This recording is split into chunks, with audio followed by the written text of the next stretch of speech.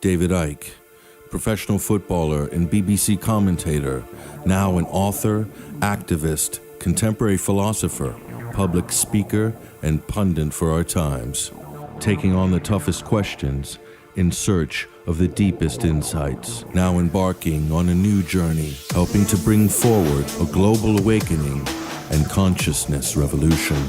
I'm Patrick Henningsen, and this is the 21st Century Wire.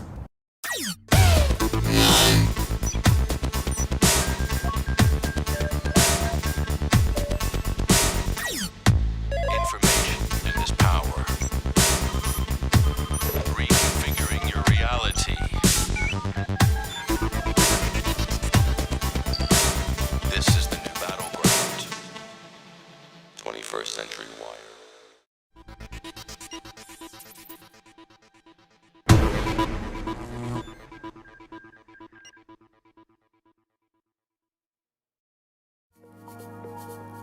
This week, we take a journey to the south coast of England, from Portsmouth Harbor to the historic Isle of Wight, to spend the day with David Icke. I've followed his career and witnessed the rise in interest in his work over the last decade, and often thought about what kind of man he was, about his motivations, and the impact that his work has had on millions of people worldwide.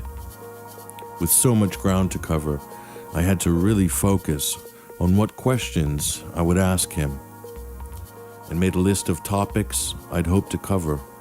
It turned out to be a very long list, but this was a rare chance for us to get a clearer fix on who we are and why we are here as habitants on this third rock hurling through space and time.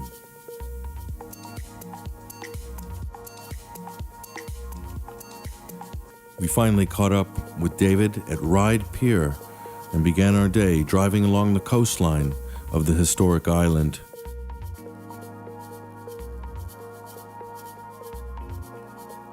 As we began our discussion, a conversation which would cover a vast array of subjects, from politics to government, to media, social engineering, the nature of physical reality, and a 21st century where humanity stands at a crossroads as we attempt to navigate the modern matrix. Very good to meet you.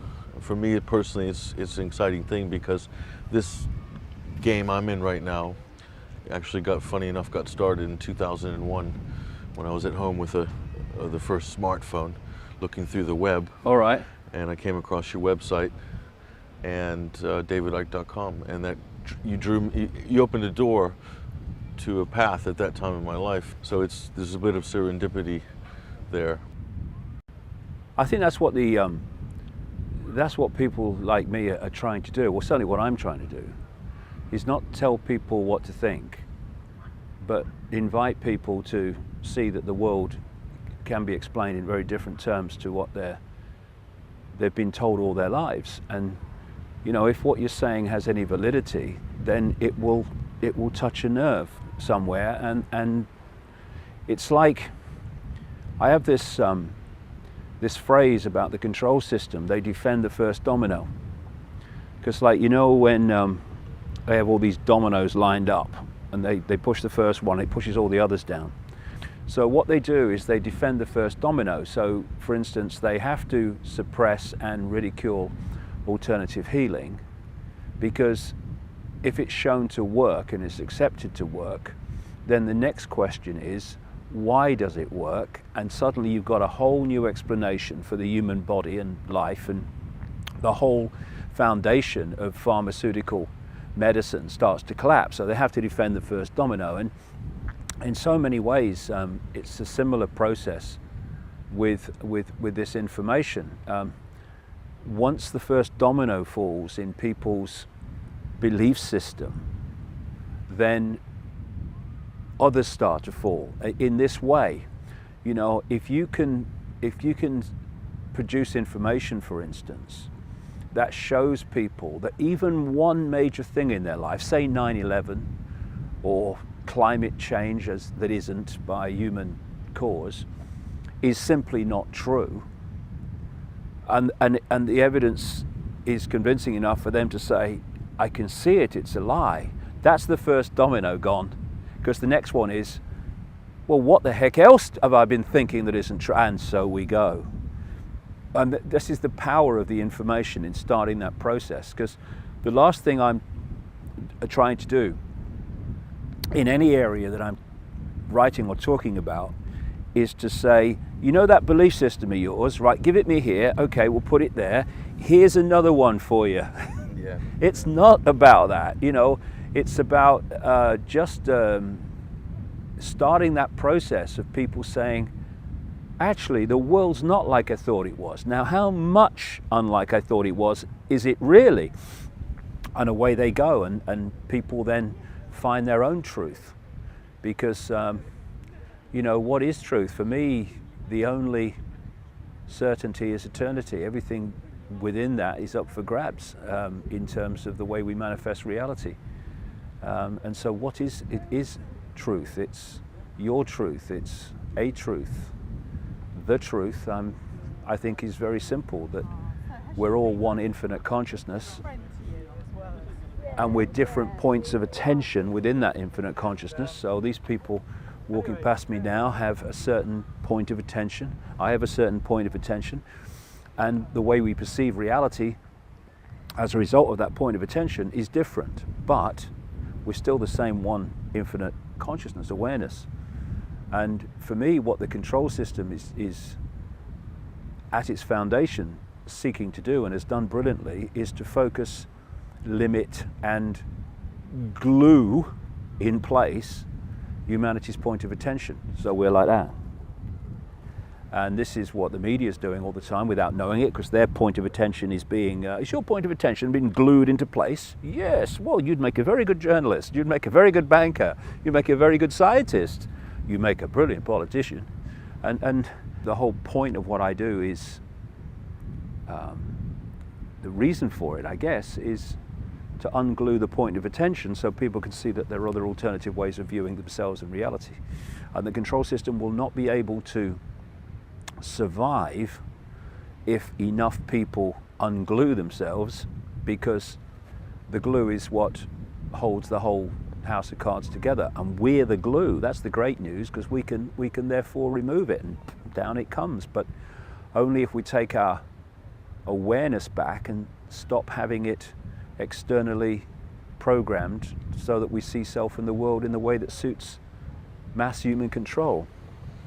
The idea of the matrix is a real contemporary, very powerful metaphor, right? And I know you've alluded to it many times, but in what way can people kind of construct their own matrix, don't they? We live in a holographic reality, and one of the great characteristics of holograms is that every part of the hologram is a smaller version of the whole. This, for instance, is where alternative healing methods come from and what they're based on. When you see that the body is a hologram, every part of the body must be a smaller version of the whole. Thus, when reflexology and acupuncture says they can find points on the ear or the foot or wherever that correspond to different parts of the body, that sounds crazy to mainstream concrete science, but because they don't understand what the body is. But when you realize it's a hologram, those things must manifest. That must be so. You must find the whole body in different parts of the body. And in the same way, because it's holographic, if we have a matrix, there will be multiple levels of the matrix. As it actually said in the Matrix movie, the Morpheus character, when he said that the matrix was a technologically, in effect, generated dream world. So I think that that is based on fact. But in the same way, people live in their own matrix state, which is connected and driven, I think, by the matrix as a whole. The matrix itself is like an information prison, feeding us a sense of perception that puts us in this tunnel vision of limitation. But in the same way, people live in their own individual prisons, which they create by taking on that belief system. of limitation. And it's my view that we live in an infinite reality, which is all possibility. And so when you're in a situation of all possibility, then paradox just has to be set aside, because people talk about something, they talk about something that is the all that is, has been, and ever can be. And when you say that, people say, what do you mean? That nothing can be all that is and ever can be. What it can, all possibility. Because all possibility has to be all that is and ever can be, because it's all possibility. And in the same way, everything and nothing must exist in all possibility. All possibility must be an is and an isn't. It must be an everywhere and a nowhere. And so we're dealing with this core reality that where all possibility exists, and yet we have become so detached from that, I would say, by manipulated, cold, calculated design, that vast numbers of people in this world believe that all they need to know to understand self and infinity is a book between two covers called a Bible or a Quran or a Talmud.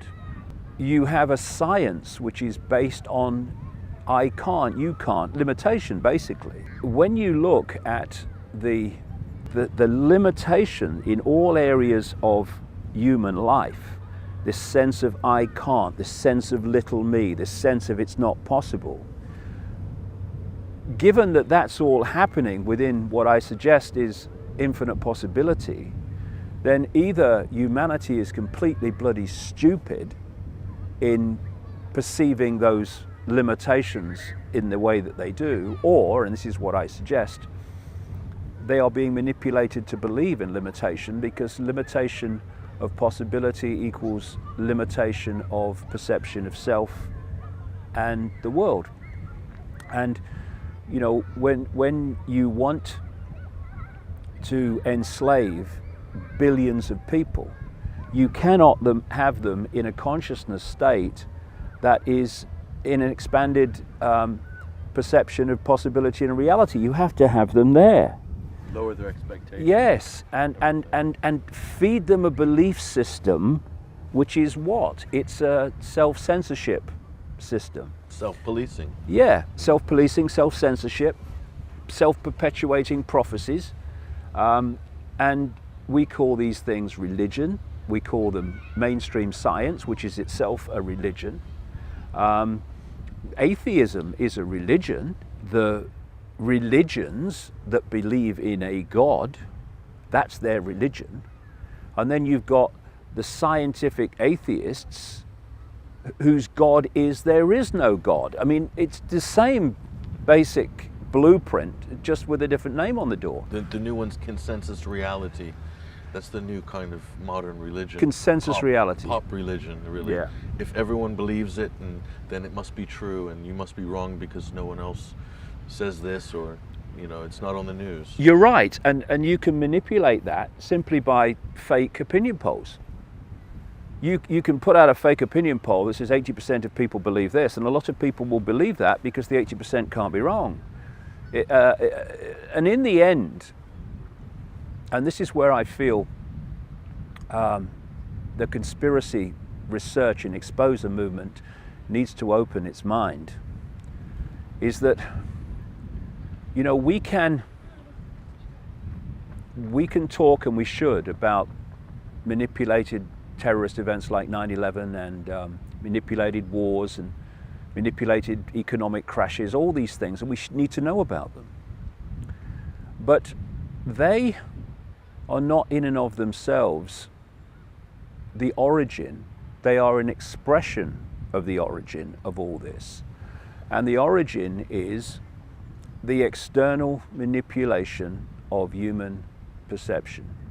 And you can see it at multiple levels. You can see it in the manipulation of belief in the fact that who we are is our name, our job, our family history, our life story, our income bracket, our color, our religion, and all this stuff, our politics.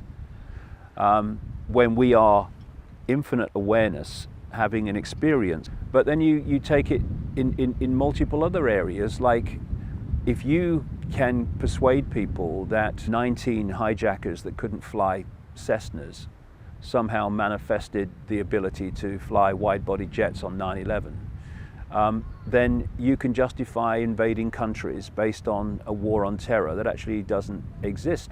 So it's a mind game. It's a mind game. Everything is a mind game.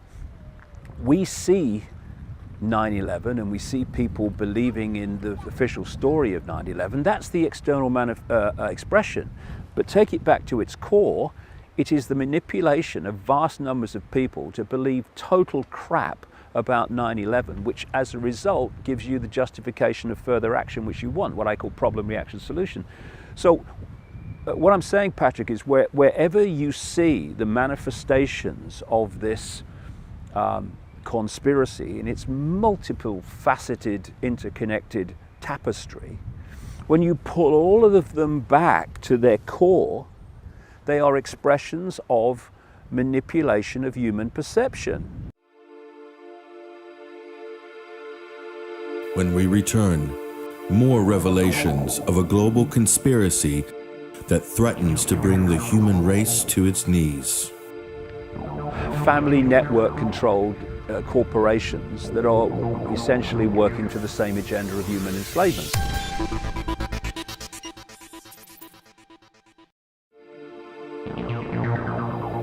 In the 21st century, the human race has found itself at a crossroads. Ancient systems of control, like religious dogma and divide and rule, have kept people in a state of limitation. Where social conditioning dominates, and where the individual's aspirations of freedom have remained suppressed. But the information revolution has triggered an explosion in awareness, an expansion in consciousness that has enabled millions to finally realize their ultimate potential in a world of increasing possibilities. It's my view that we have confused what I call body-mind with consciousness, which is simply awareness. It's simply a point of attention. Opening your eyes Yeah, rather than closing them. It's a point of attention. And your point of attention can be so narrow that it basically only it covers the realm of the five senses.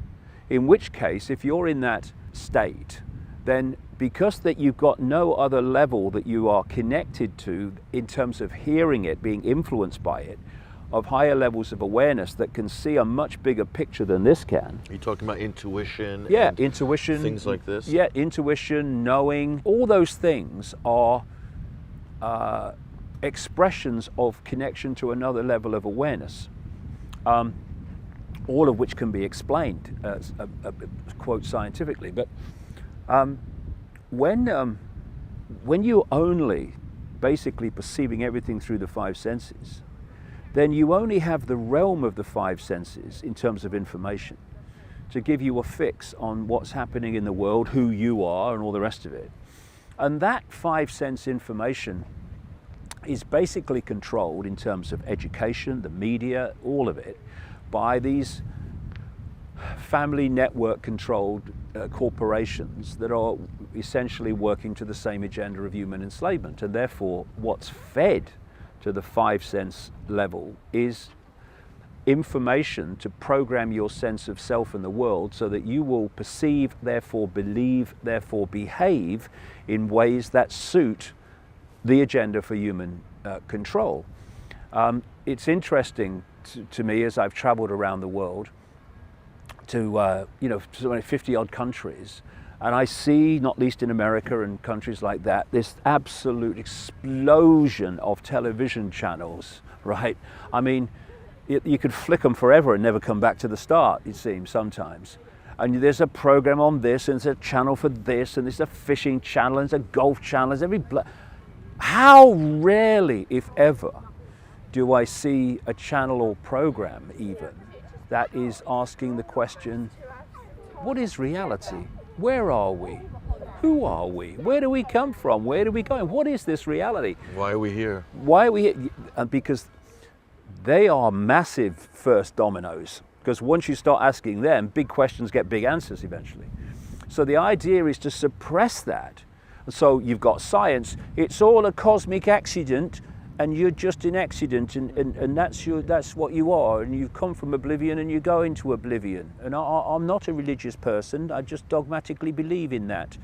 And then you've got the religions. I've said before that I feel that there was genetic manipulation that went on at some point with humanity, and what they did is they took one of the vertebrae out of the neck, so humanity's always looking up. Look, heaven's up there, God's up there, I'm down here, I'm just little me, I have no power. So what do you do? You're a Christian. I've got this man in a frock, and he tells me what I have to believe to please God and all that stuff, and I just do that, and I go to church. And then you say to an Islamic guy, so what are you? I'm a Muslim. Okay, so what does that mean? Well, I go to the mosque, and this man in a frock tells me what to think, so I please God, and everything's the afterlife, isn't it? It's like get them sitting on a carousel horse, and get them to believe that somehow they'll be able to catch the one in front, right? It's called hope. Keep them in hope, but hope never becomes manifest.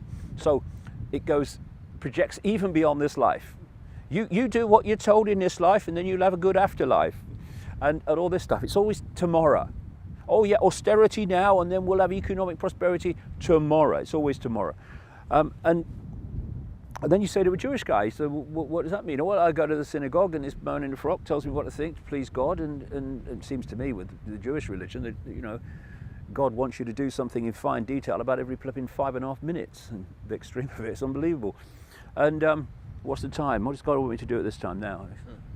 And what you're looking at is the same blueprint called different names, and it's to hold people in a sense of limitation. I can't, little me, so we'll give our power away to that which we think knows more than we do. I mean, on one level it's God, but on another level it's the bloody president, the prime minister, or or whatever. And so that's what happens when you get caught only in the five senses, and your point of observation is basically the size of a pea. But and of course all the pressure is to stay there, because if you start to say things that say you're in a Christian situation, or it could be any of them, and then you start to say, well, I'm having these thoughts, I think there might be more to know. I think that so and so. You can't say that. You can't say you're a Christian, and you can't say you're a Muslim. You can't say you're a Jew and believe that. Or this, all that stuff. And it's interesting that people describe humanity as sheep, but actually we've out-sheeped the sheep, because at least sheep need a sheepdog to keep them in line. We don't. We keep ourselves in line by dictating what are the limits of human perception. This reminds me of the lion. You have the image of the lion on your book. Right. It reminds me of a story. There was a lion who was raised by sheep, and he thought he was a sheep his whole life until he saw his reflection in the pool and realized at that point he wasn't a sheep, he was a lion. And society really wants to create sheep, in a way, doesn't it? When in fact the lion inside of everybody is there latent. You're absolutely right. And why do they want sheep? Because sheep follow the one in front. I've watched it. You can have one shepherd and a sheepdog controlling vast numbers of sheep, because they just follow the one in front, and if they don't, then they succumb to the fear of the sheepdog. But the sheepdog has become a sheep-dog hybrid, which we call humans. Because although people are sheep and follow the one in front, I mean, it is changing. More and more people are awakening to a much greater sense of self. You know, hallelujah, brother and sister.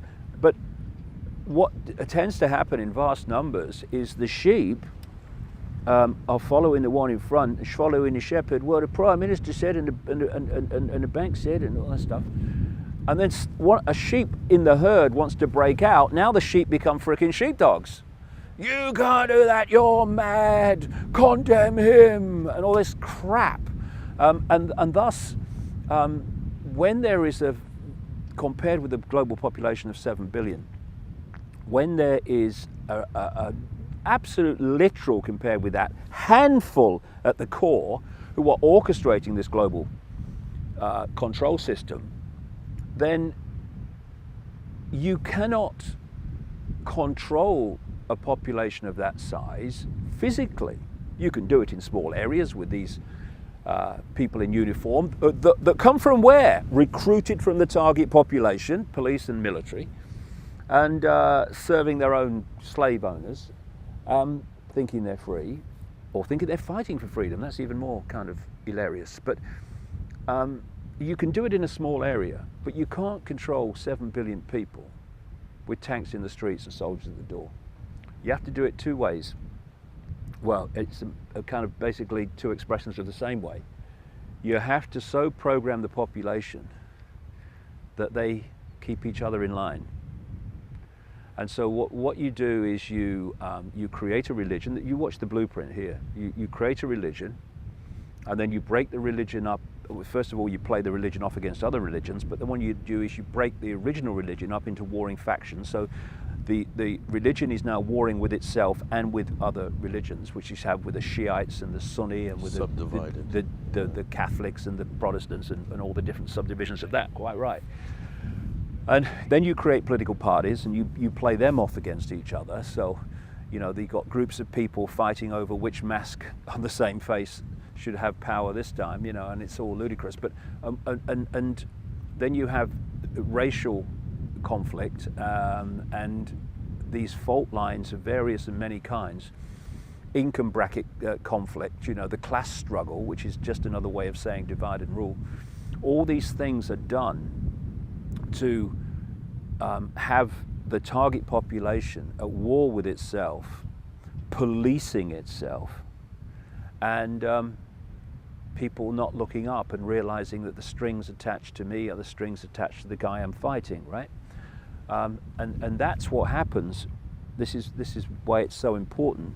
When you open your mind and expand your point of attention, so it's not only in the five senses, then these things become blatantly obvious to you. You can see the connecting dots. You can see how that connects to that, to that collective end. It's so blatant. I mean, you'll know this too. And yet people like that go, it's like my mother used to say, she had this phrase, she looked at me, gone out, which is a great phrase. She looked at me, gone out. It's like, what are you talking about? Conspiracy? There's no conspiracy. No, they wouldn't do that. No, you wouldn't do that. They are doing it all the time. And what I was saying earlier, I'll put this in some kind of context. We have been manipulated to believe, if you like, that we are our spacesuit.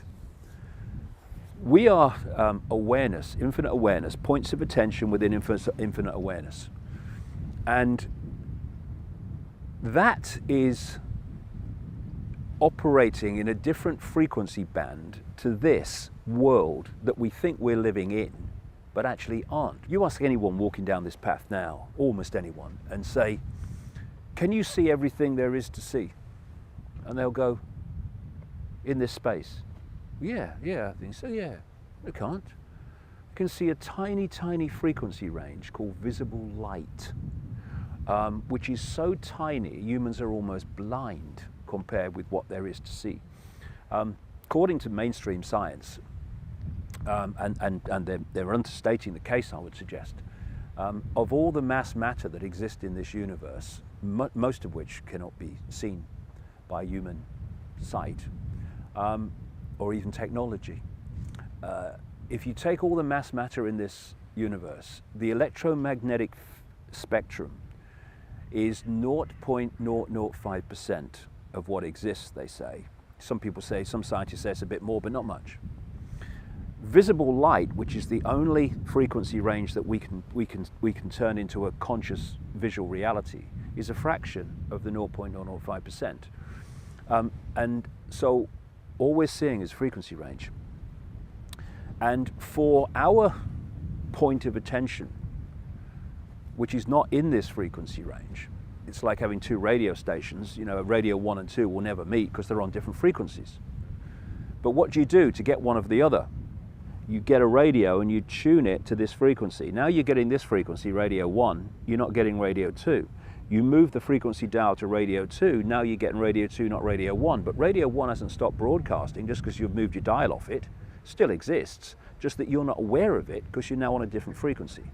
So the human body, what I call the human body-mind computer, biological computer, is the vehicle which our point of attention employs to interact with this frequency range we call visible light. If I don't know, I've got something in my pocket here, I don't know, yeah, I've got my keys. My point of awareness, my point of attention, my infinite self could not hold those keys because it's so different in frequency terms to those keys that they just go like that. In fact, they wouldn't even pick them up. So we take on this outer shell we call a body, I say body, mind, biological computer, so, which is resonating within the frequency range we want to interact with, therefore I can hold the keys. What the control system's done, which understands this, is got us to self-identify with the vehicle. So one of the chapters in one of my books is headed, I'm not David Icke. I'm not, that's the name for my experience. I am infinite awareness, having that experience. And once you pull people into self-identity with the body, as who they are, not as an expression of your experience, but who you are, then you're immediately into limitation. I can't, and little me. What power do I have? What can I do? And all this stuff. And that's the idea. And so we have this, what I call body-mind, which is the human body, which is actually a holographic. The whole thing's holographic. So many scientists are now beginning to see the bloody obvious that this is not solid. It's holographic. It's all an illusion. And you have the mind, which is basically what people call the auric field, the electromagnetic field. Now that is the vehicle for our infinite awareness to experience this reality. And if you are aware of your true self while having this experience, you're in this world physically, illusory physically, through the vehicle, and you're interacting with it. But you've also got this intuitive insight, knowing, all the things that you mentioned earlier, which is feeding you a big picture, bigger picture. So you're in the world, but you're not of it in terms of your point of ultimate observation. When we come back, the inner workings of the modern matrix. What the whole control system is designed to do is to pull our point of attention into the vehicle to such focus that this reality is all we can perceive.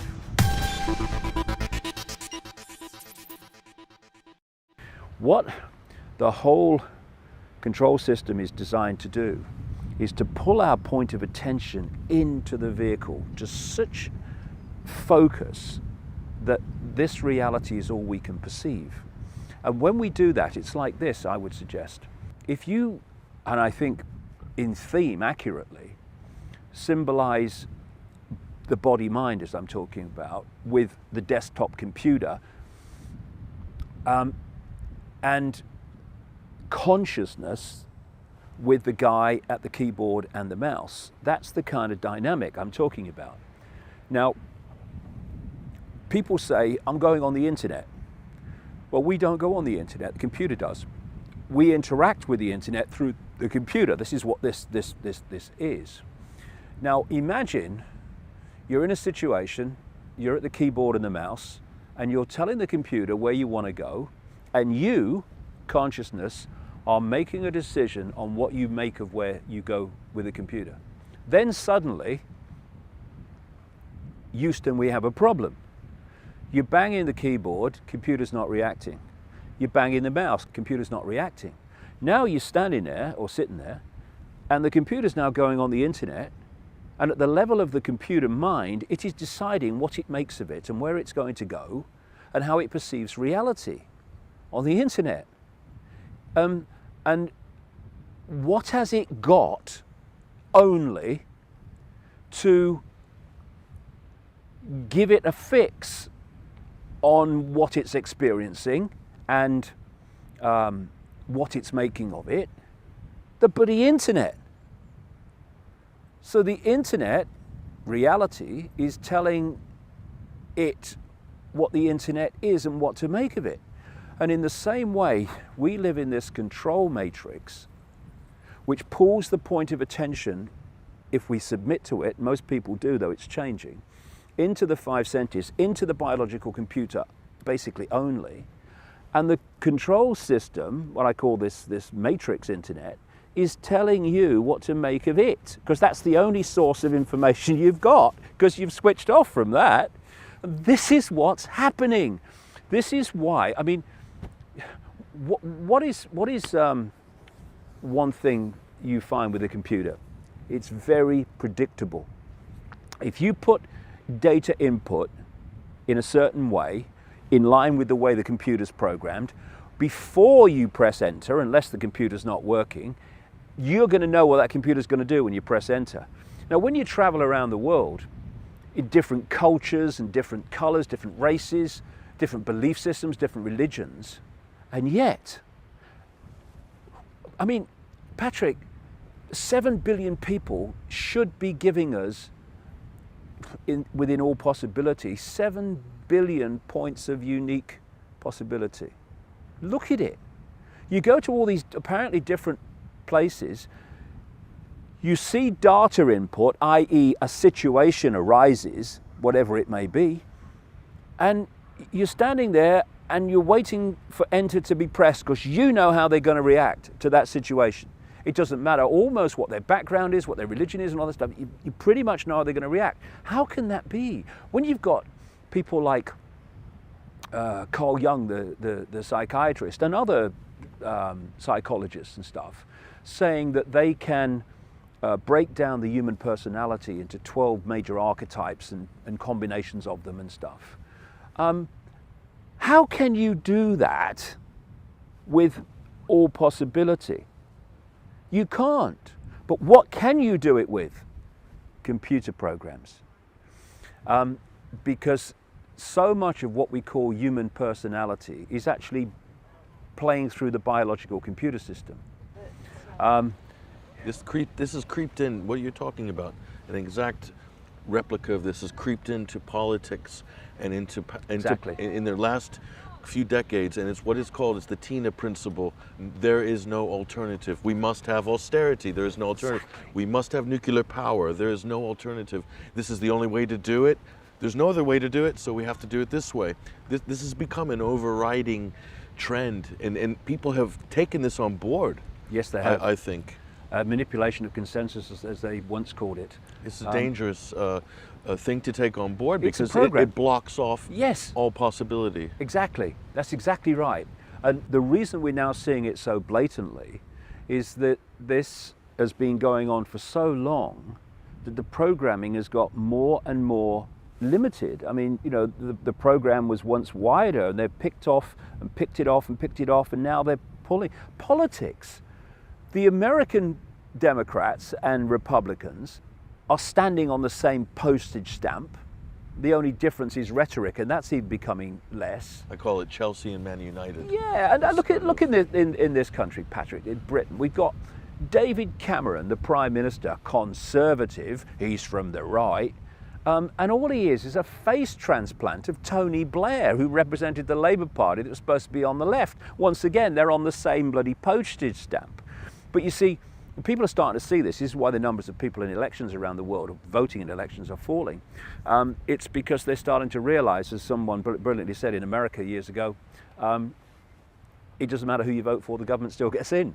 And it's this secret government that actually controls both sides in elections. So whoever's in, they are in, and their agenda continues. And we've had this wonderful, well, not wonderful, but from an example point of view, because it's so in your face, this wonderful example of Barack Obama. How many people in political history could have claimed during an election campaign, or two of them, with McCain and Clinton, to have been so different to what he was wanting to follow and replace? Change. Never actually said what that change was, of course, because once you get into detail, then you're in trouble. So keep it on the level of change, and then people will project on you their version of what they think you mean. Good for votes. And yet he's gone in and been Bush on steroids, going in the same direction. And it's been good in a way, in a perverse kind of way, that it's actually so blatant that people have seen it doesn't matter who you vote for. Now that's a domino gone. Yeah. Once you think, well, it doesn't matter who you vote for because they're all why are they all the same? That's the next domino, and then off we go. They're all the same because they're just pawns of the same In another network. perverse way, it's forced the so-called neoconservative media to actually do journalism for now, because of Obama's in power. Yeah. But that's again a kind of a perversion of a benefit. Yeah, yeah, we've had a few of them because it's now becoming so blatant that even some journalists are having to reevaluate their worldview. I found it interesting to see an article recently where quite a well-known anti-war activist was asking in an article the question, why does the left in politics, or the left in activism, why does it produce thousands of people at NATO and G8 summits, but hardly any at Bilderberg meetings? Now this was an important moment in many ways, because it was an example again in the area of the left that perception is beginning to move, and it's very difficult for the left, because to encompass the fact that there is a force that is controlling through left, right, and center, and manipulating through left, right, and center to a specific goal, is to have to accept that probably your pretty much lifelong worldview of us and them and the class struggle has been a nonsense, and that actually this force works through us and them. And how about this? How about this for an idea? That the us and them come together in mutual understanding that they're both pawns in the same game, and then we might be able to do something about this. Because, like I think I said earlier, the class struggle, left and right, is just another version of divide and rule.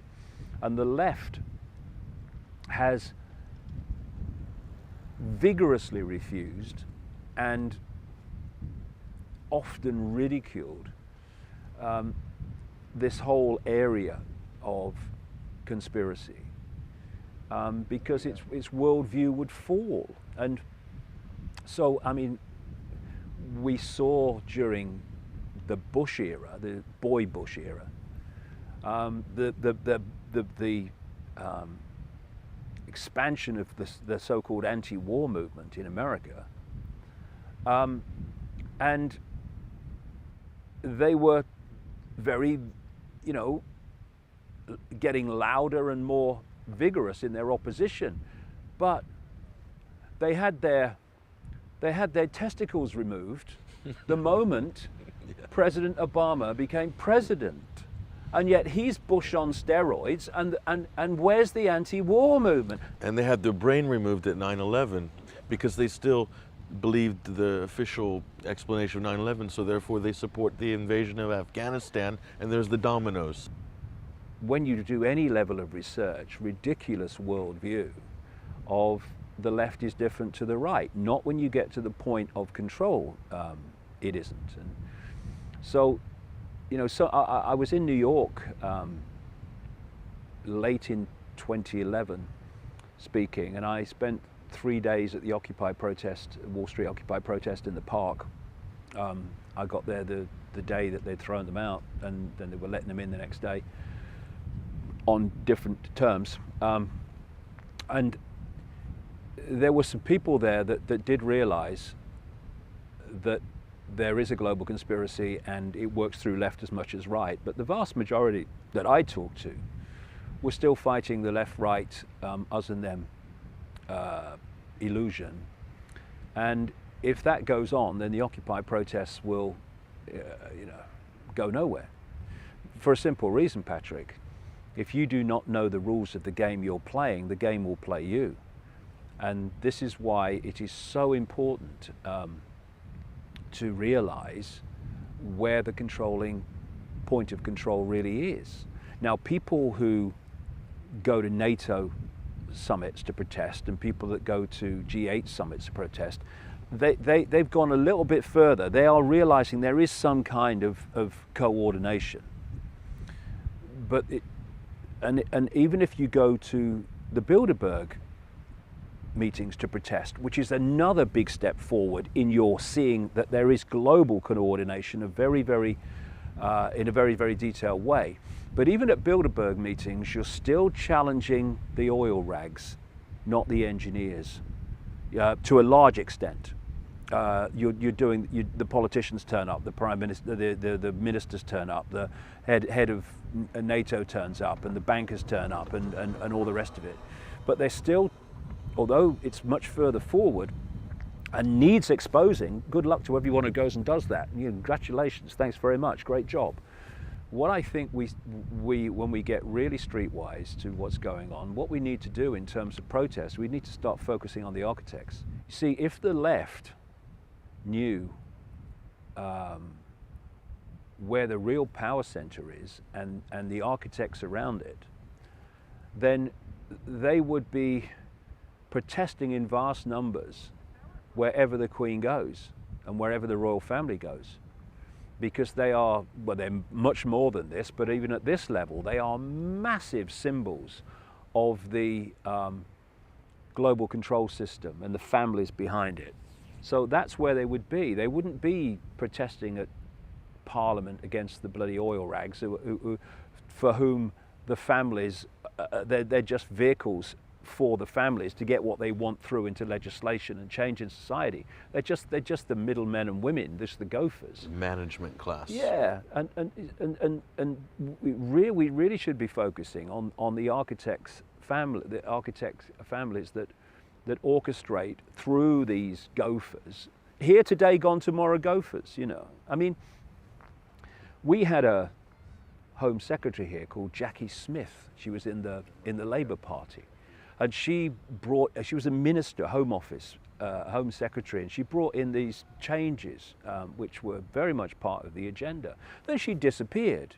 And now we have this other woman in as Home Secretary from the Conservative Party, and she's taken it on. And then she'll go, and someone else will come in. Now, can we have a look at this?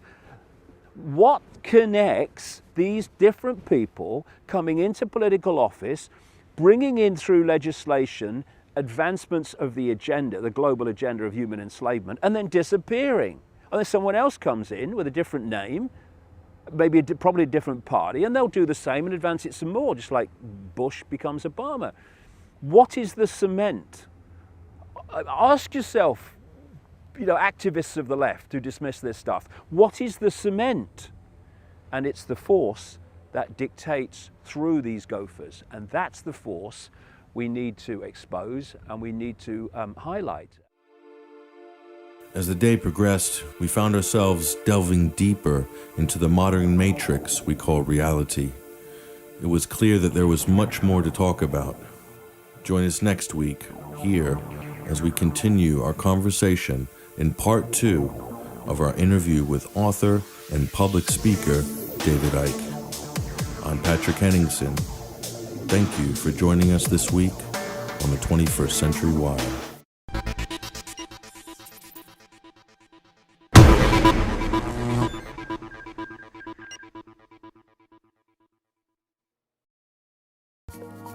Last week on the 21st Century Wire, we traveled to the south coast of England, to the Isle of Wight, and met with author and public speaker David Icke.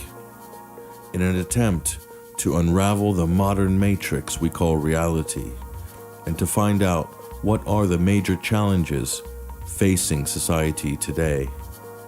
We covered topics as diverse as politics, science, religion, and the nature of human consciousness.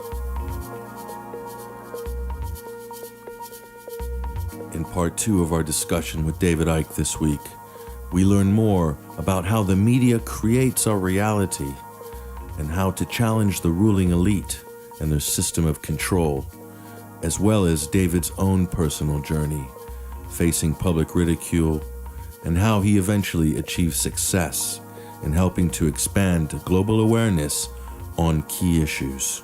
You know, there's people like Luke Rudkowski in New York, who I like very much what he does in doorstepping, not just the politicians, but doorstepping people like Jacob Rothschild and Henry Kissinger and people like that, and with a camera and putting questions to them that the mainstream media wouldn't think of asking, never mind ask. And therefore starting to focus on the architects rather than the oil rigs. And that is what we need to do more of. We need to hassle these people because they're cowards. They're bloody cowards. That's why they get everyone else to do their dirty work for them.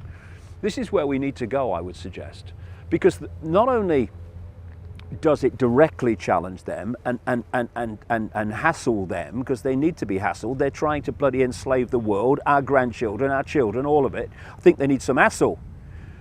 But at the same time, every time it's done, it exposes them and their part in it. And it's the shadow people we have to put the spotlight on. Shadow government, as it's called by some people. Yes, and that doesn't mean we don't challenge the politicians as well, but it's the families, the bloodline families behind it that we need to hassle. See, you've got now in Israel, and you know, it's such a relief. I think around the fall, autumn of 2011, about 400,000 Israelis were on the streets of Israeli cities, campaigning against their economic plight brought in by the Netanyahu government, and you see these extraordinary amounts of money, increasing all the time, both officially and under the table, that is transferred from the taxpayers of America via the government to Israel. Unbelievable amounts of money, which is why they've got one of the best militaries in the world, and they are less than 8 million people in this sliver of land that you could basically drive around for in much more than a day. But clearly that money's not going to the people of Israel, because they're on the streets saying, are we working harder and getting less? And what they need to focus on, again using the same points that we're talking about. Yes, Netanyahu needs focusing on to an extent, but he's just the David Cameron, Barack Obama, George Bush of Israel, who is dictated through, in his case, because I think he's a contemptible man, very willingly, he is worked through by the same network that's working through Obama and Bush before him and Cameron and Blair before him. And what we need to do as a human race is heal by awareness of the situation. These fault lines of division and divide and rule by the Israeli population outside of the conspiracy, victims of the conspiracy, having common cause with the Palestinians who are victims of the conspiracy, and Americans and Canadians and British having common cause with the Palestinians and the Israelis and what have you, in the realization that we are all, no matter what the little area we live in is called, Israel, United States, whatever, that we're all being herded into Hunger Games-like servitude by the same force. In Israel it's called Netanyahu. America currently it's called Obama. In Britain currently it's called Cameron. But a few years it'll be called something else. A few years ago it was called something else. The common factor is the network, the families. And if you're going to bring something down, then you must bring down the common factor that holds it together. On one level, it's the families. On another level, it's people from the target population donning police and military uniforms. Actually, there's not much difference between them now. To impose the will of the control system upon the target population, of which they are examples and members, and they have children and grandchildren that are going to have to live in this world that they are helping to impose. But the greatest thing of all, coming back, Patrick, to what we were talking about a little while ago, is the greatest way that we are enslaved is by giving our power and our sense of perception of self and the world away to these families who impose it upon us by controlling, indeed from the start creating the concept of education as we know it, of politics as we know it, of media as we know it, and religion as we know it, as science as we know it. All these roads eventually lead to these families, and the common theme of all of them is keep people in ignorance of who they are, the nature of reality, and once you've disconnected them from their true self, then program that fragment of self with the sense of self and the world that will suit your control system. So the power's with us. We are holding the house of cards together, and we're doing it with our minds, with our perception of self and the world. And if we change that, the house of cards must come down. Yeah, it's like, when people ask me, what do you do? And I say, I'm a writer. And they say, well, what do you write? And I start naming off, the sort of subject matters I cover. And they say, wow, that's so depressing. How can you do that? How can you look at a global conspiracy and still wake up in the morning with a smile on your face and be a happy person? And I don't know how to explain it to them. So I'd rather be doing nothing else, to be quite frank. I mean, you must get that point of view a lot, especially with the material that you're handling and dealing with. I used to, but if people come to one of my events or read one of my books, it always ends on a very positive thing. Because, I guess if you get to the real bottom line of it all, we are infinite awareness, and we are a point of attention with infinite awareness, which we have control over that point of attention. Now that is as bad as it gets. Yeah. And we have this awareness for eternity, because eternity is all that exists. And but it's a stumbling block for a lot of people. It's a hurdle. Yeah, it is. But it's I mean, when hurdle. you get it down to that point, I mean, whatever's happening is something else is going to happen eventually. I mean, we're just dealing with something that we're experiencing now. But the bottom line is, we are eternal consciousness. I mean, that's not bad, is it? I'll settle for that. But you're right, in the sense, and you see it across the spectrum. You see it in people who have religious views and non-religious views and all the rest of it, different political views, and they say, oh, it's all negative. And then you go into the New Age arena, where people are, saying, oh, you must let go of fear, and it's fear, that's the problem. And then because over the years, it's kind of starting to change now, but over the years, one of the greatest resistors of this information has been what people call the New Age movement. Because, oh no, it's negative, we must be positive, and all the rest of it. Now, first of all, I thought you'd let go of fear, so I don't see what the problem is. But can someone explain to me how knowledge can ever be negative? Because what is knowledge? It is an expanded awareness of what is and what's happening. How can that ever be negative? We might not like the fact that this information is as it is, but at least now we bloody know, and now we can do something about it if we choose to. We can't do anything about something we're ignorant of. So where's the negative? The greatest negative is not knowledge in whatever form that information takes. It is ignorance. It is ignorance of knowledge, lack of awareness of the situation we find ourselves in, that has got us in deeper and deeper into this situation. And, you know, in so many ways, you know, there are many elements of humanity that simply need to bloody grow up and stop being children in adult bodies thinking they're mature. Because, you know, what? It's negative. Oh no. What? The exposure of what's going to happen to your children and grandchildren and you in the timescale we're dealing with is negative. What are you talking about? Grow up, face it, do it. You know the biggest thing, one of the biggest things that holds people in servitude, collectively and individually, bloody denial.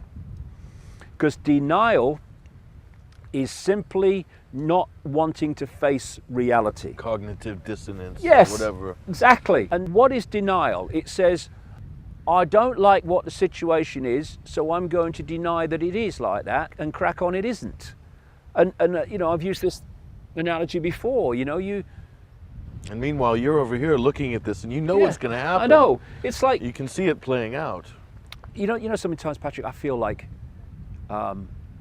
it's getting easier because people are waking up in greater numbers. It's brilliant, fantastic. But, you know, I feel sometimes like I'm standing on the other side of the road, and there's a guy about to step out in front of a truck, and I'm screaming, "Stop! There's a truck!" And he's going, "You're bloody mad! There's no truck!" And then there's this loud bang. You know, and there's a tornado coming, and you don't want to face it's coming, so you put your head in the sand. Oh, there you go. There you go. Oh, God, that feels better. What's on the telly? But the tornado's still coming, and your bum is still in the air.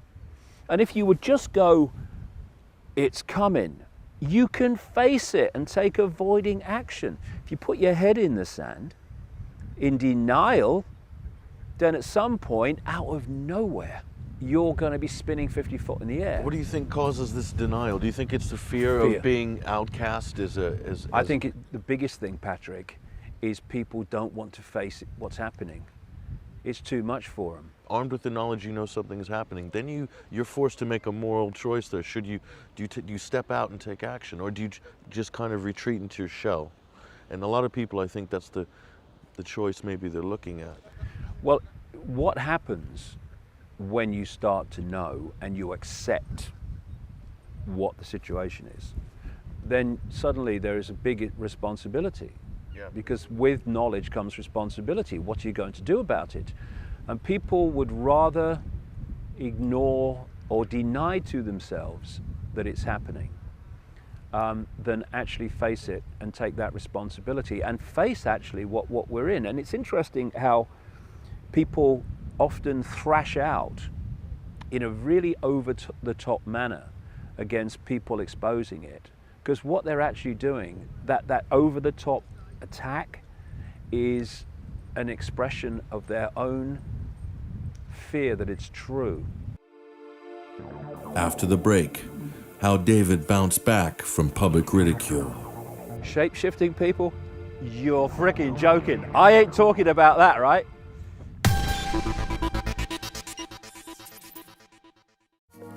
The conspiracy research arena, the truth movement, the alternative media, all are now beginning to eclipse the establishment's mainstream narrative. That over-the-top attack is an expression of their own fear that it's true.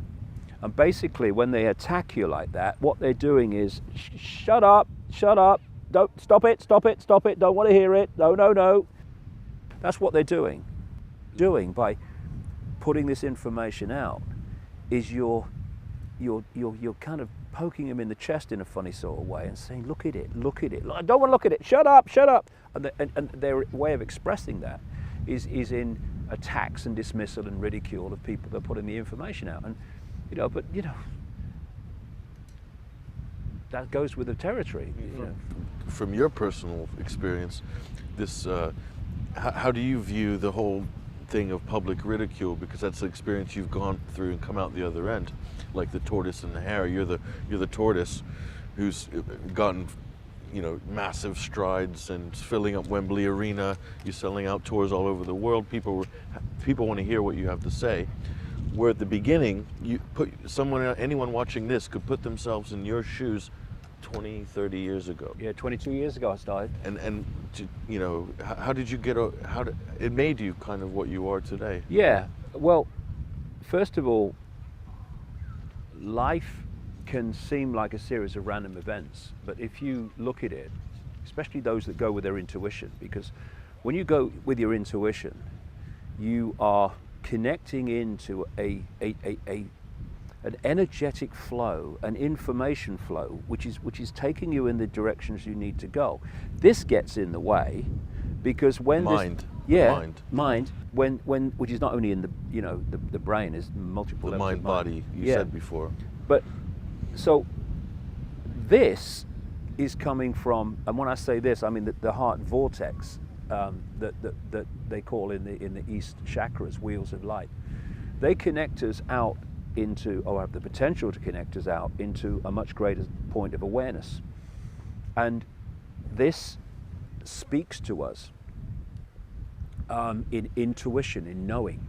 I just know. What do we do when we say? We don't go, I'm thinking about it, I'm trying to work it out. No, we go, I know.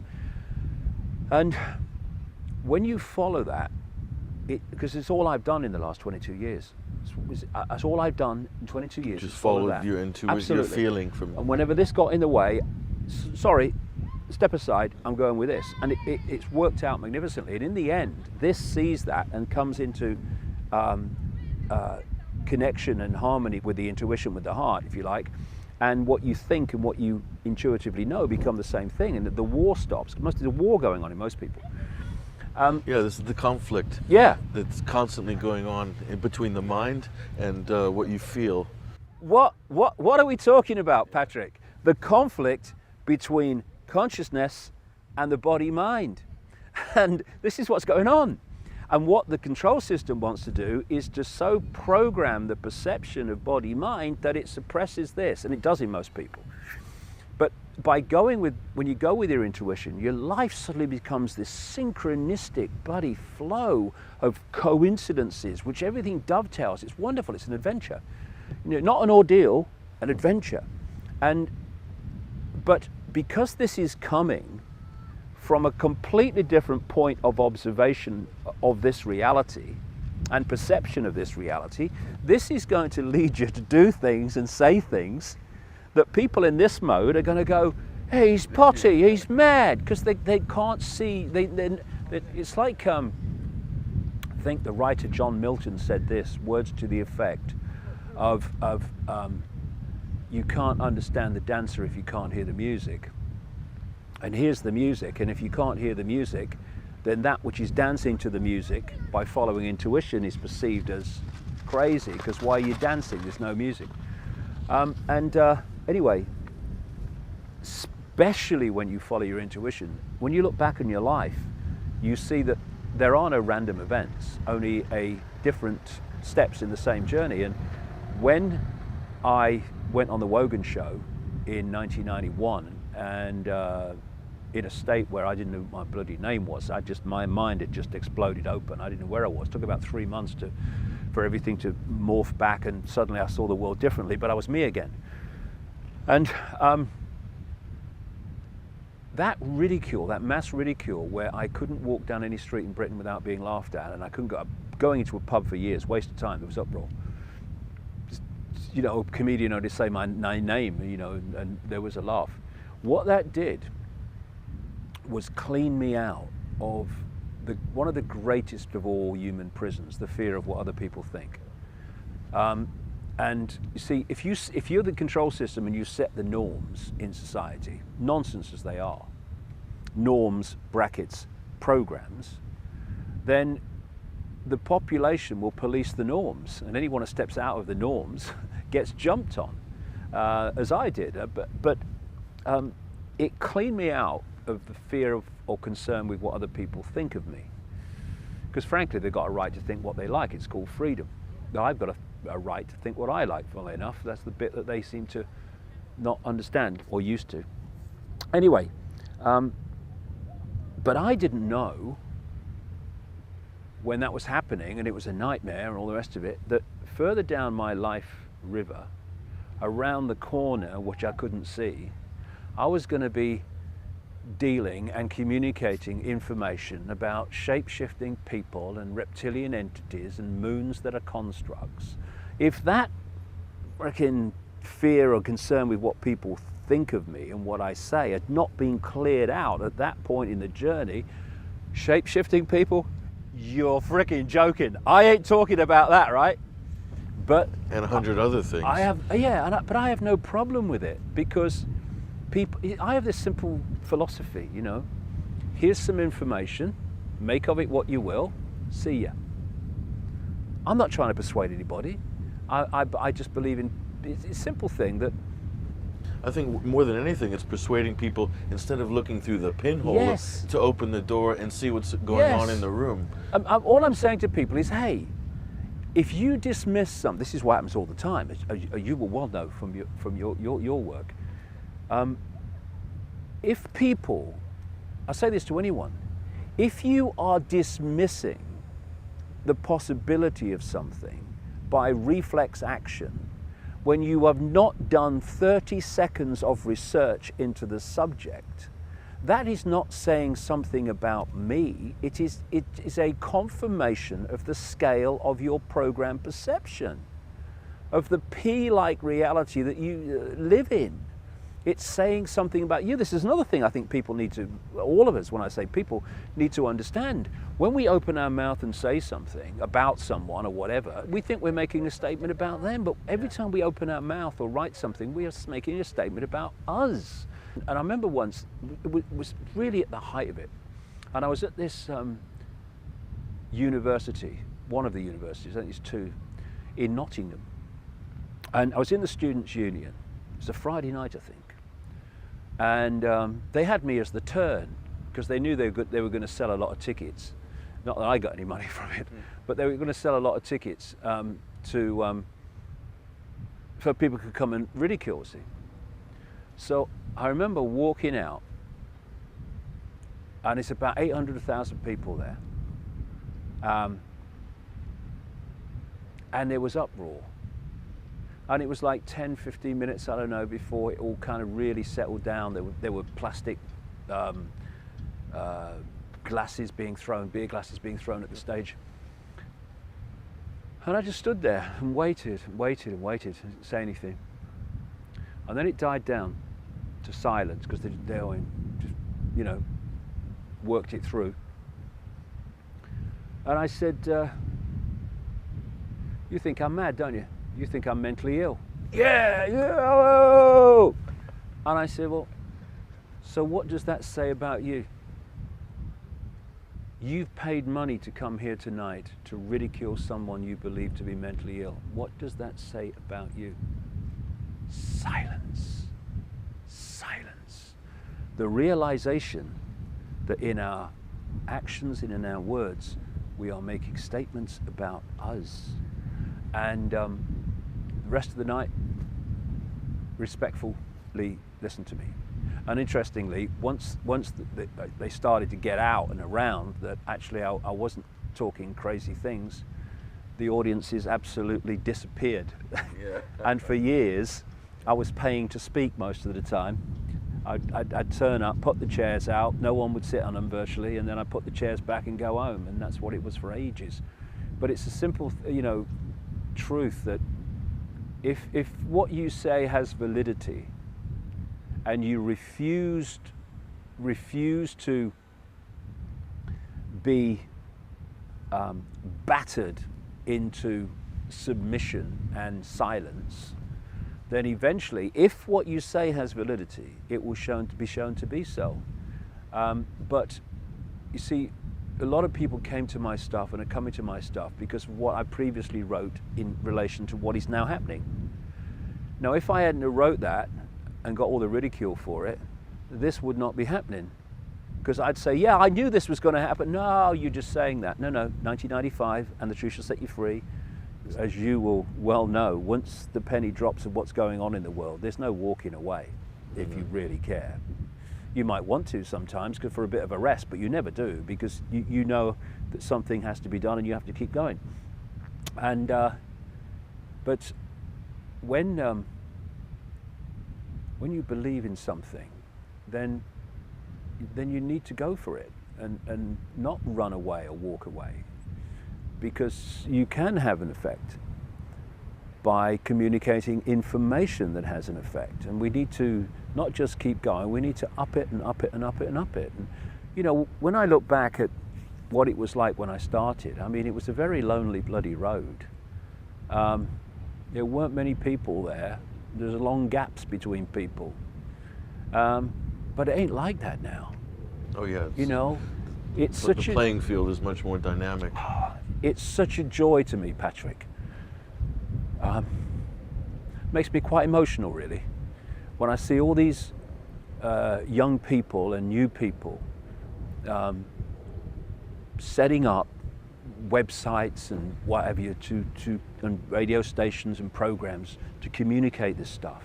And like you said, Luke Rudowski, you see the We Are Change kids sprouting up in different cities. It's unbelievable. Just taking it on their own back. It's fantastic. It's fantastic. This is a good point you make here in relation to people like Luke.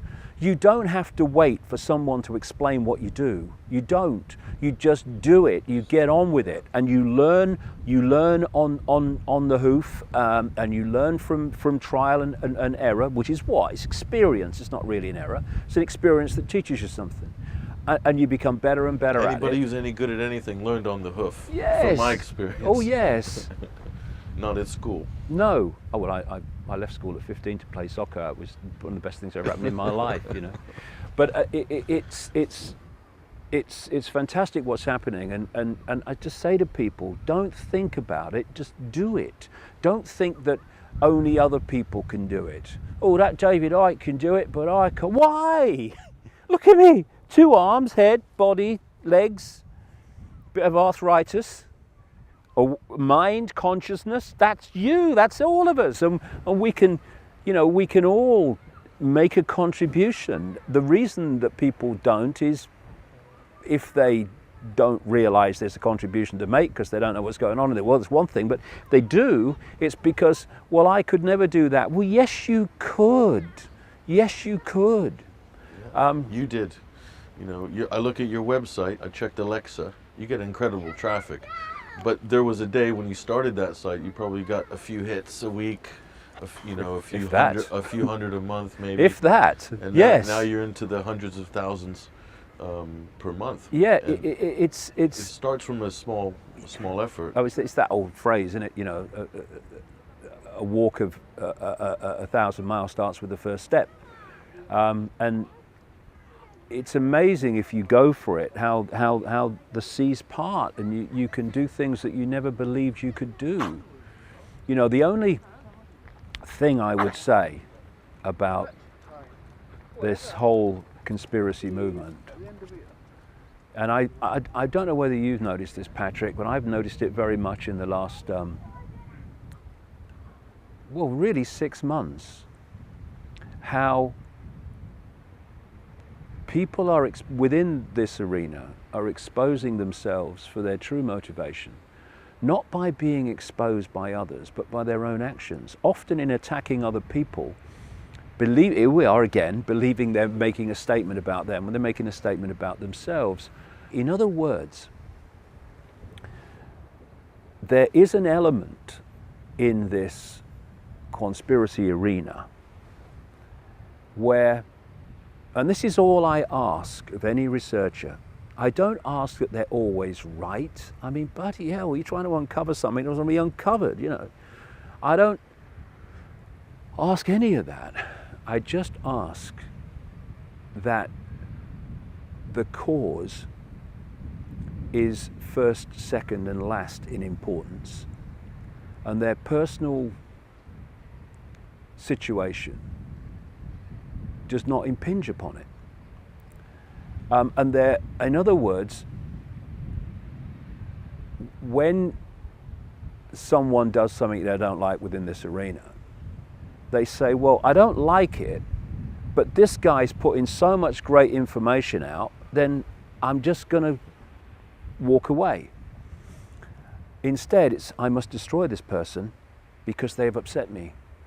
And if I destroy the ability of that person to put out all this great information, it doesn't matter because I'm more important than the information. And I see this. There is a strata. The seeds of self-destruction. Yeah, there's a strata within the conspiracy movement where this kind of mentality exists, and in the New Age and all that bloody stuff. When we return, David explains how events in life don't always happen by chance. When lots of coincidences start to happen in your life, you know you're starting to get on the path.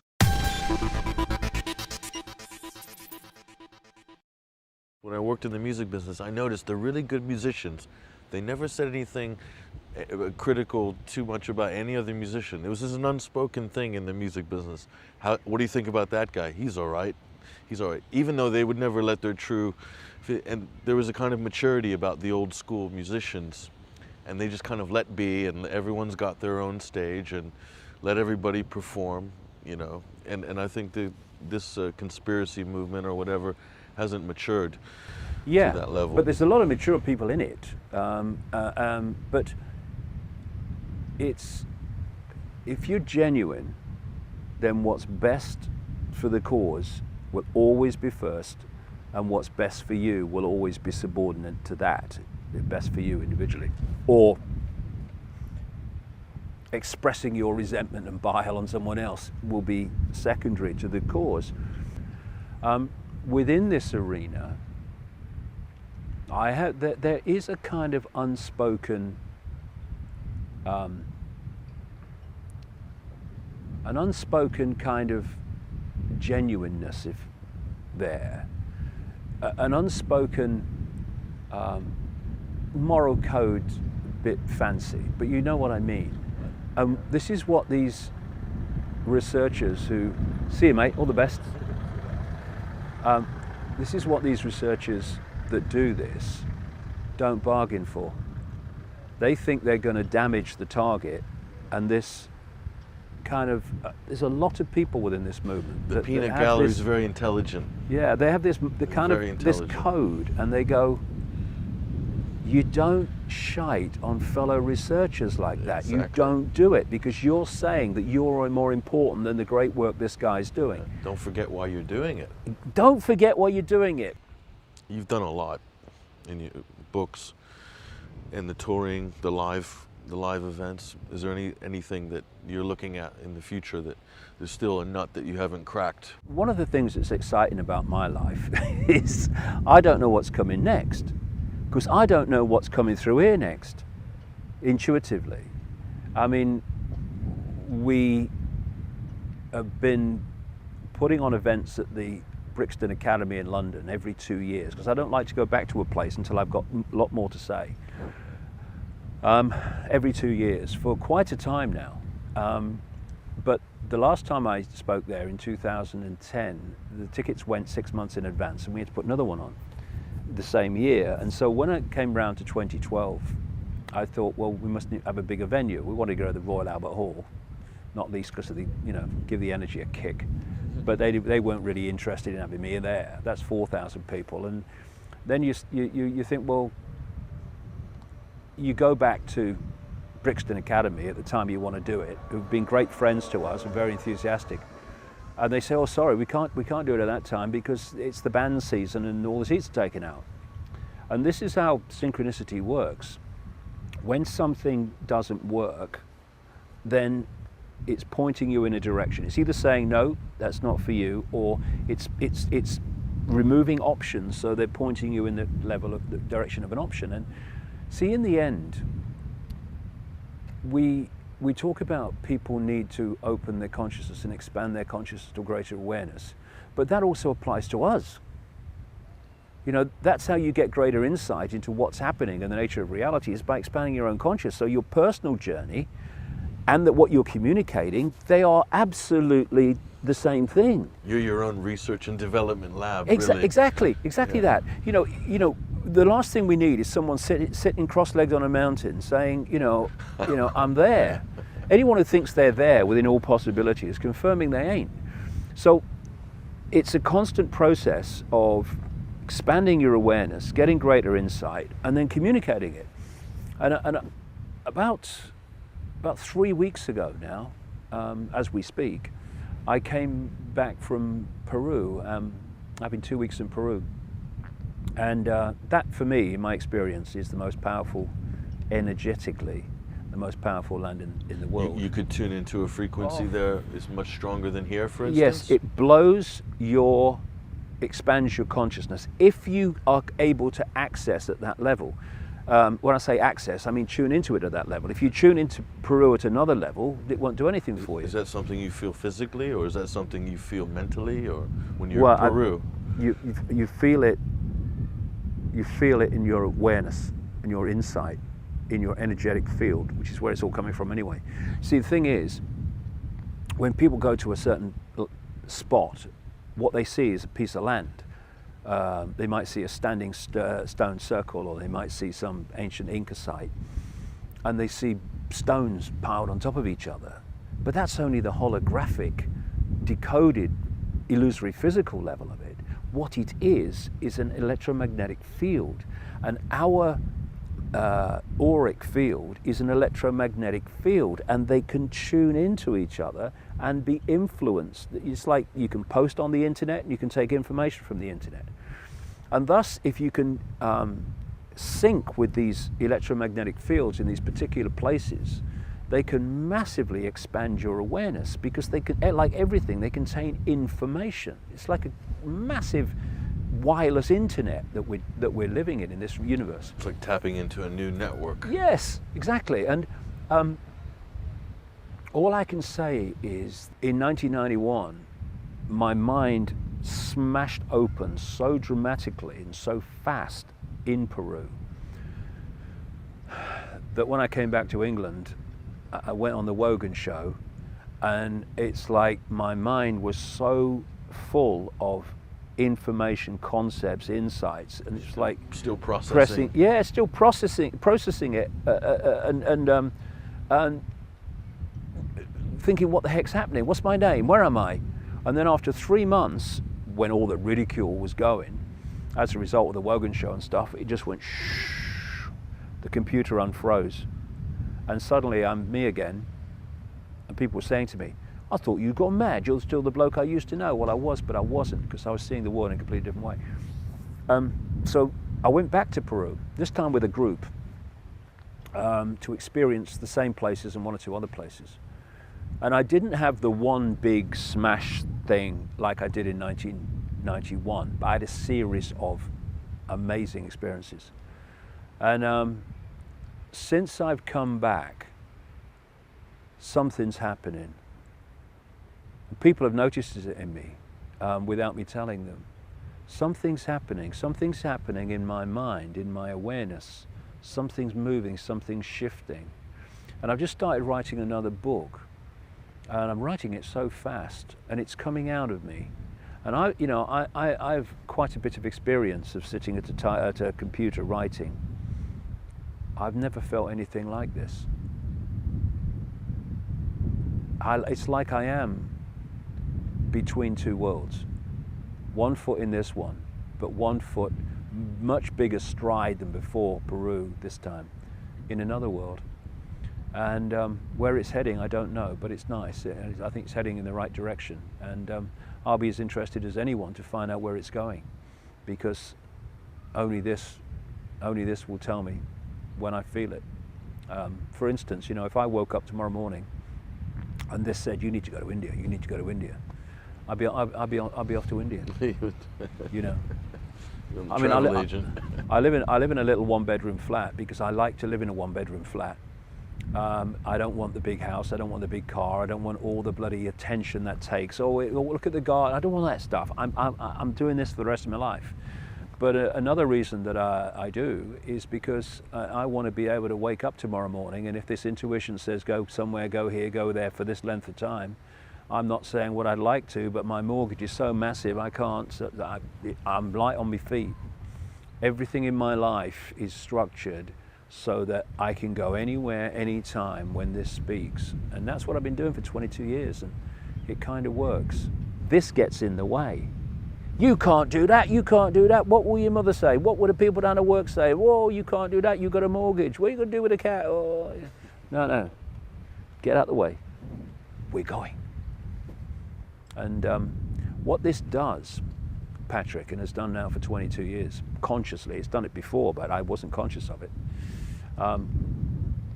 is it creates, you go into this synchronistic flow, and into it, or you are led to people, personal experiences, documents, books, which are constantly feeding you information that are giving you a wider insight of what's going on in the world. People say to me, where do you go to look for your information? I said, don't look. I've never looked. Synchronicity of life. It's like some unseen force is handing you pieces in the puzzle, and I've been doing for 22 years. It's so blatant and so synchronistic. It's sometimes I go, God, just pinch. Yes, that did just happen. And of course, in your life, you, like everybody, once you get on this path, you start noticing, what a coincidence! What a coincidence! Because you're on the when lots of coincidences start to happen in your life, you know you're starting to get on the path. You recognize the door as well. Yes. You recognize the type of door, the type of handle. You say, oh, I know that one. I know that handle. You turn it. Yeah, it's like going through. You're going through a maze. You've got these bloody great hedges. You don't know where you're bloody going, really. But something is, through the synchronicity of life and the coincidences of life, it's saying, no, not down there. No, not down there. Go down there. No, now right. It's like Morpheus on the phone, to Neo in the office. Get low down, now. Yeah. And that's what it's like, and that's when you let this start to flow, because this will tell you all the reasons why you shouldn't listen to that and go right. You go left. Listen, I know, I've worked it out. You go left here in the maze, right? No, straight on. No, left. You know, your mother wants you to go left. You know, she wants you to work in a bank. She's always wanting you to go left. You go left. You go a few strides, long strides. Big hedge, no further. And if you flow with this, you listen. Straight on. Turn right. And if you go with it, you get through the maze. There's no roadmap though to this. There's no roadmap that's laid down for this type of what you're talking about. This is point to point. You don't actually know what's around the corner. No. But you get used to taking that turn. I've used this analogy before. You know, I mentioned it earlier, the river. The conscious mind, that which we're aware of, sees at any point in time, as you go down the river of life, if you like, the next turn in the river, it can't see any further. But that which is connecting here can see the whole journey from source to sea. So you can have a preconceived, that's a big prison, preconceived outcomes, because they set you up for disappointment. Yep. You know, you go to a football match and you have a preconceived outcome, this team must win or I'm disappointed. Well, if it loses or draws, then you've had a bad day. But if you just go and enjoy the game, not connected to any outcome, well, you can enjoy the game and win, lose or draw, you've had a good day. And it's the same with life, but you can be going down with a preconceived idea. I want to get to this point on the river by nightfall. And then maybe you spring a leak, and you have to get across to the shore and stop, and you're fuming, and oh, life, I'm so unlucky. And then someone comes down the bank and goes, hey mate, whoa, you were so lucky. Just behind that bloody bend is a massive bloody white water bloody nightmare. Or you can do it another way, which is you're going down the river and intuition says, pull over for the night, pull over for the night, pull over for the night. Oh no, says this, I want to get to my preconceived destination tonight. Or you go, listen, stop over for the night. Okay, stop over for the night. And this is what's going on all the time. And what can seem like, look at my example with that mass ridicule. What can seem like a disaster at the time is a gift with hindsight, which set me free. And I can't say I liked being ridiculed like that, but I look back on it, if not with affection, with at least the knowledge that it was essential to where I am now. I am what I am, whatever that is, not despite it, but because of it and everything else that's happened in my life. Well, I think there's thousands, possibly millions of people that are grateful for you for going through that journey, because it's helped to enlighten them. And by that, I would like to thank you very much, David. Thanks, Patrick. And thanks for all you do as well. Yeah. Everyone's a strand in the tapestry, and we need to stick together. Great. Thank you. Cheers, mate.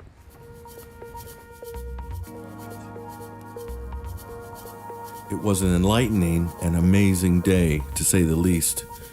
I was impressed with his ability to boil down some of the most complex thoughts and issues into a form that was very easy to grasp. But what struck me most about David was his very down-to-earth nature and openness and candidness, something very rare in today's world of tabloid celebrity culture.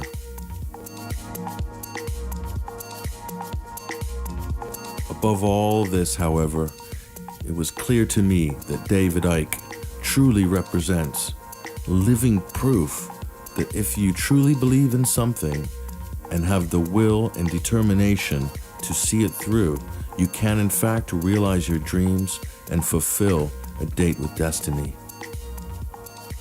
I'm Patrick Henningsen, and this is the 21st Century Wire.